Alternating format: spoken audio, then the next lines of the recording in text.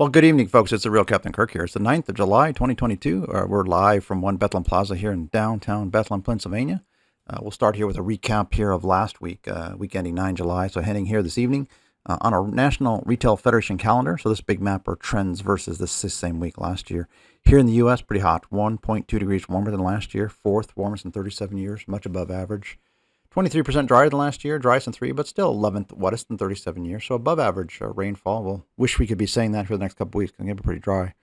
Up in Canada, coolest in 6. The real cold spot was Australia, coldest in 10 for their winter, so much below average temperatures down in Australia. Talk about that in their flu season here in a second. Hot in China, hottest in 37 years.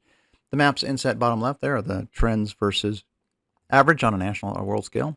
One thing happening in Australia again, so their winter so far, the last month and a half or so here, coldest in 15 years, wettest in 6 years. If you think about it, cold, wet, traps you inside, you got your heat on, your nose dries out, and we tend to get sicker in these cold, wet winter patterns. Again, allows the flu to expand more quickly, and once it gets contagious, people tend to spread it quickly indoors.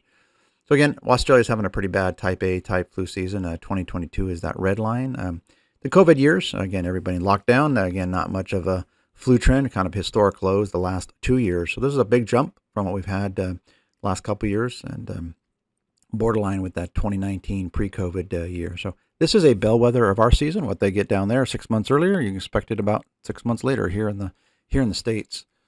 Speaking of the States here, we're drought status is expanding a bit. Right now we're at about 70% of the country in dry to drought phases. So that's the most going back to 10 years ago, 2012.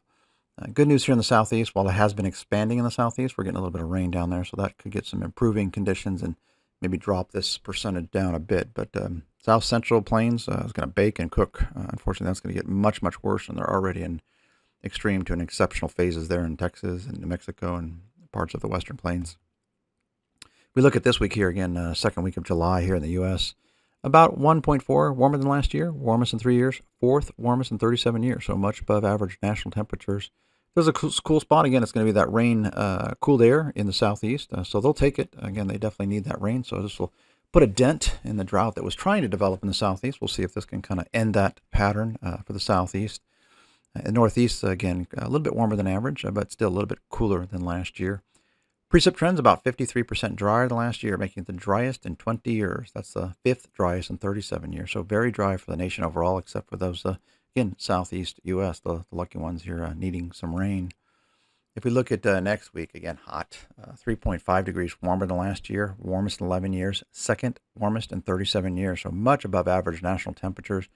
Absolutely cooking there in the Central Plains, both much warmer than last year and way above average temperatures. It looks like South Dakota's got some 10, 15 degrees above average temperatures for the entire week. So absolutely cooking there. Again, South Central, Southeast actually, inland rainfall, so a little bit displaced to the west here, but still in the southeast is the rainy spot. However, U.S. overall, 38% drier than last year. Number one driest in 37 years. So again, a very, very dry week nationally, except for that, again, southeast inland areas. These are great trends when it's hot and dry like this. The plains for sure. Auto batteries fail. Obviously, you and I are drinking cold beverages like crazy. Every 1 degree warmer this time of year. There's about a 1-3% increase in beverage sales. So in that South Dakota area, we're at 10-15. You can expect 30-40% increase just in cold beverages because we'll be consuming a lot in those areas. Auto batteries fail in high heat like this, as do front end parts like compressors and belts and antifreeze. So again, a lot of these auto categories will do well in this exceptional heat. Again, over the next couple weeks here in the U.S.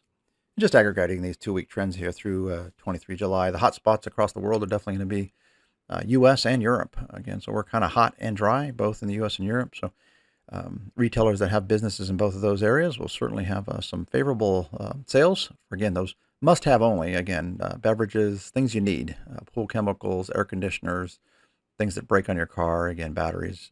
So again, everything else, you and I are probably going to be at the beach, the lake, and the backyard barbecue, enjoying a nice dog days of summer. So with that, folks, we hope you have a great week. We'll be back here again this time next week.